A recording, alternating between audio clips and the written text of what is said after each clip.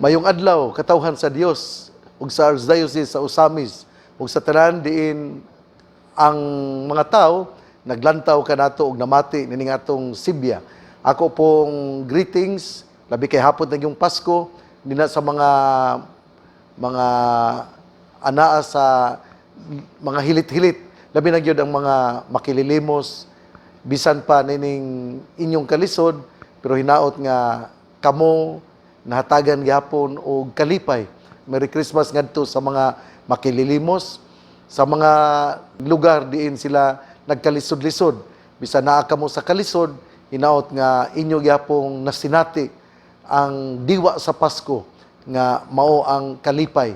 Ang tinod nga kalipay di man kabayran og sapi. Ang tinod nga kalipay dili man madala pinagi sa sapi. Ang importante mao nga ang imong disposasyon, ang imong kinaiya ikaw nagmalipayon. Nining adlaw gikan ako sa panaon. Gikan ako sa panaon, busa salamat kayo Father Rolly Lagada. Salamat kayo ni Ma'am Bebe Galleros. Salamat kayo. Sa tanan nga namati karon, ako yung pasalamat. Ugma gali, ako di ay nga birthday greetings ngadto ni Father Elias Tabuco, ang kura paroko dito sa Sapang Dalaga. Hinaut-unta nga kining anaa kami diha pod sa iyang birthday kay mumisa ako sa Sapang Dalaga sa Petsa 22. Pero sa dili pa ko mupadayon, ako usa nga pasalamatan o mugreet ako usa ka kining malipayong Pasko ngadto sa akong mga igagaw dinha sa Malingaw, Tubod, sa Lanao del Norte. Ingon man usab kang Jolina Angulana sa Zamboanga City. Igagaw na ni Mama Auling sa akong mother side. Gaw, Merry Christmas. Ngadto pod sa tanan nga taga Clarin, mga parokyano sa Clarin, niadtong Disyembre 19, mimisa ako sa Misa de Gallo dito sa Clarin. Unya adtong Petsa 20, mihimo ako sa Misa de Gallo dito sa Tanggob. Salamat kayo sa inyong pag-abi-abi, Father Ernest Kulanag ug Father Sandy Comita. Ingon sab kang Ma'am Luz Pirarin ug sa iyang bana nga si Sir Idong Pirarin. Salamat sa inyong pag-abi-abi. Ug sa tanan nga mga religious organizations, labi na gyud ni Alex Nacion. Salamat kayo, Lex. Ang ako pong pasalamat sa dili pa tamo padayon, ako yung pasalamat ngadto sa kining mga tao pod nga naglantaw nato diya sa live stream dina sa mga lain-laing lugar. Pinanglitan ron ni Mary Ann Rosero sa Riyadh, nga misimba taon siya, taga dito siya sa Riyadh, nga misimba siya sa Misa de Gallo, nitong December 16, through live stream sa Riyadh. Si Helen Santos sa Kuwait, si Leslie Mabala sa Santa Rosa, Laguna, si Lulz Pimentel dito sa London, si Judith Lim sa Ireland, si Asimal Paris Jan sa Saudi, si Cassie Ratonil Hudson sa California, si Sara Piamonte Garbo sa New Jersey. Busa salamat kay ninyo nga miuban kamo, miduyog kamo, unya misimba kamo pinagi sa live stream sa atong Misa de Gallo. Unya kining buntaga nining adlawng Lunes atong kutluon ang atong ebanghelyo gikan sa ebanghelyo ni San Lucas. Wala madugay nangandam si Maria og midali pag-adto sa kabungturan ngadto sa kalungsod sa Judea. Miadto siya sa balay ni Zacarias ug nangumusta kang Isabel. Sa pagkabati ni Isabel sa pangumusta ni Maria, milihok ang bata sulod sa iyang tiyan. Unya napuno sa Espiritu Santo si Isabel ug misulti sa makusog. Bulahan ka sa tanang mga babae, bulahan ang bata nga imong ianak. Ngano kaha nga miduaw man kanako ang inahan sa akong Ginoo, kay pagkadungog ko gayod sa imong pangumusta, miulpot sa kalipay ang bata nga akong gisabak. Bulahan ka nga mituo nga matuman gayod ang mensahe sa Ginoo kanimo. Ebanghelyo sa tong Ginoo, daygon ikaw o Kristo. Mga igsoon, kining atong ebanghelyo karon nindot kaayo kay gahisgot man kini sa pagbisita ni Maria ngadto siyang igagaw nga si Isabel. Nindot kayo nino kini bang pagbisita makahatag yun ni og kalipay sa tao nga atong bisitahan, pero niaman ta sa pandemic lisod yung kayo nga mobisita kita, kinahanglan yun nga kanang ato sang pugnan yun, pero ari usa kita sa pagtulunan ngano nga gi-encourage mo yutang mobisita tungod kay ang pagbisita mauman ang pagpaambit sa kalipay nga atong nasinati sama nga si Maria miadto kang Isabel tungod kay buot siya nga mopaambit sa kalipay nga iyang nasinati gumikan sa panalangin sa Ginoo. Sa to pa di ay ang pagbisita di ay usa di ka maanindot nga pagpakita sa gugma sa Ginoo tungod kay ikaw nakadawat og panalangin unya buot ka nga mopaambit sa imo nga nasinati. Ug mao ni si Maria Santissima, iya pod nga gibisitahan si Elizabeth tungod kay si Elizabeth or Isabel tungod kay si Isabel pod nagmabdos unya tiguang na kaayo butong giadtuan niya aron iya pod nga matabangan. Sa ato pa ang iyang pagbisita dili gyud London lang aron makigistorya, pero bibisita siya aron iyang tabangan ang iyang igagaw nga tiguang na. Sa ato pa ay dinhi sa atong ebanghelyo karon visitation mao kini ang segundo nga ikaduha nga misteryo sa kalipay. Hinaut-unta nga ato yung pamalandungan nga ang pagbisita usa ka nindot nga kinaiya tungod kay ang pagbisita mao man ang pagpaambit sa mayong balita nga atong nadawat gikan sa Ginoo, sa grasya nga atong nadawat. Mobisita man ta pananglitan ron kung kita kanang nadawat sa pagtrabaho, wadto ta sa atong mga friends magpahibaluta nga nalipay ako kay nadawat ako sa akong gi-applyan nga trabaho. Sa to pa di ay kini gyud ang pagbisita gyud ato gyud ang pinili ra gyud ni kay buotang mo paambit sa atong kalipay tungod kay kita na panalanginan sa Ginoo. Sa to pa ang pagbisita dili buhaton aron magchismis aron mohimo og kadaot sa atong isig katawo. Ang pagbisita mo'y usa ka pagpaambit aron atong ikasugilon ang panalangin nga atong nadawat gikan sa Ginoo. Unya sa diha nga nakadungog si Isabel nga miabot si Maria, nindot kaayo kay mingon man siya, magimaya ka Maria, napuno ka sa grasya. Bulahan ikaw sa mga babae nga tanan, bulahan mo usab ang bunga sa tiyan mo nga si Jesus. Sa to pa dili na gimugna-mugna sa simbahan ang uban god nga mga tinuhuan mingon man nga ang maghimaya ka Maria minugna daw sa simbahan. Dili man na minugna sa simbahan, biblikal man na usa man na ka timbaya ni Isabel ngadto kang Maria tungod kay siya nakasinati usab nakakita nga ang Ginoo nagpanalangin kaniya. Mao na nga tungod kay si Maria nagsabak mingon si Isabel, bulahan ikaw sa mga babae nga tanan, bulahan usab ang bunga sa tiyan mo nga si Jesus. Sa to pa gikan kini sa Biblia, gisulti kini ni Isabel, gilito kini kaniya ngadto kang Maria aron iyang daygon si Maria. Mo na nga kanang lain mga tinuhuan nga kining magmugna-mugna, ayo mo pagmugna-mugna, basahan ko ng Biblia gud. Nya nagali ang pulong ni Maria, mahadlok mo.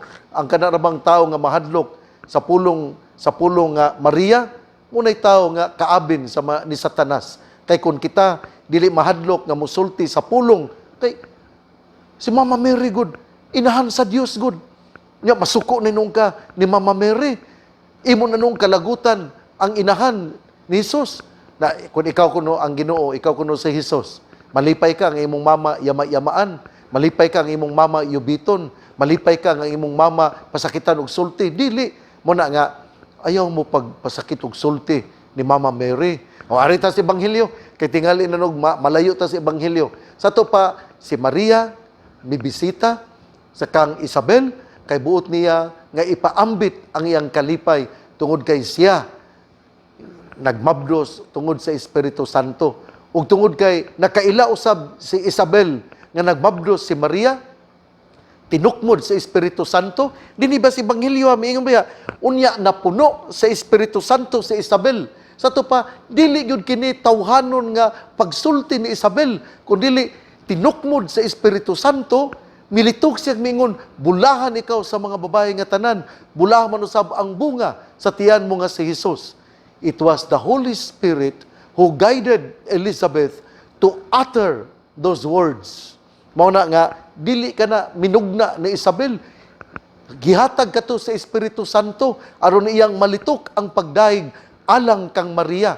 Unya, sa Ebanghelyo, ni padayon sa pag-ingon nga sa pagkadungog yun, nako, sa imong pangumusta, miulpot sa kalipay ang bata nga akong gisabak. Sa to pa di ay, bisan si Juan nga magbubunyag, nga tua pa sa taguangkan sa iyang inahan, tua pa sa matris sa iyang inahan, nga si Isabel, nakaila na, kinsa ang mibisita kaniya. Sus, no, grabe, no? Pagkakahibulungan, dinuyugan sa Espiritu Santo, tinultulan sa Espiritu Santo, nakaila na si Juan nga magbubunyag ang bata nga anaa sa matris sa iyang mama nga si Isabel, miulpot siya sa kalipay kay gibisitahan siya sa manunubos. Mao na nga kining usa gyud ay kakalipay kun kita bisitahan sa Ginoo. Usa di ay kagrasyag panalangin kun kita bisitahan sa atong Ginoo. Muna nga si Maria, tungod kay si Maria mauman ang balay, the Ark of the Covenant. Siya ang templo nga nagdala sa Ginoo. Muna nga miulpot sa kalipay ang bata nga si Juan nga magbubunyag didto pagali sa matris sa iyang inahan nga si Isabel. Unya, ang Ebanghelyo mipadayon sa pag-ingon, bulahan ka nga mituo, nga matuman gayud ang mensahe sa Ginoo kanimo. Nalipay gud kaayo. Nalipay gud kayo si Isabel, ug miingon, bulahan ka, kay mituo ikaw nga matuman gayud ang gisulti sa Ginoo nga na kanimo. Ikaw, mituo ka sa mga pulong sa Biblia. Kung mutuo ka sa pulong sa mga Biblia, ikaw mutuo usab sa power ni Maria, tungod kay siya gihatagan, gigasahan siya sa tong Ginoo. Muna nga, tulog yun ka punto ang ako nga buot ipaambit. Una, ang pagbisita ni Maria. Ang pagbisita ni Maria, tungod kay buot siyang mupaambit sa kalipay nga iyang nadawat gikan sa Ginoo. Tungod kay siya, giistoryahan, gisultihan, nga siya magmabdos tungod sa Espiritu Santo. Ikaduha, ang mga pulong ni Isabel, din iyang gihatagan og dako nga balor si Maria sa iyang kinabuhi. Kay siya miingon, bulahan ikaw sa mga babae nga tanan, bulahan mo sab ang bunga sa tiyan mo nga si Jesus. Sa to pa diay, ang segundo punto nga buot na kong ipaambit kaninyo mao, nga gihatagan gayud og balor ang presensya ni Maria ngadto sa balay ni Isabel o ni Zacarias. Ikatulo, nga ang milagro nga nakaila si Juan nga magbubunyag sa pagbisita sa atong Ginoo, bisan pa kung siya anaa pa, mga bulan pa, mga 5 o 6 kabulan pa siya nga tulo ka bulan siya nga si Isabel nagsabak ni Juan nga magbubunyag, apan miulpot na siya sa kalipay tungod kay bibisita kaniya ang Ginoo.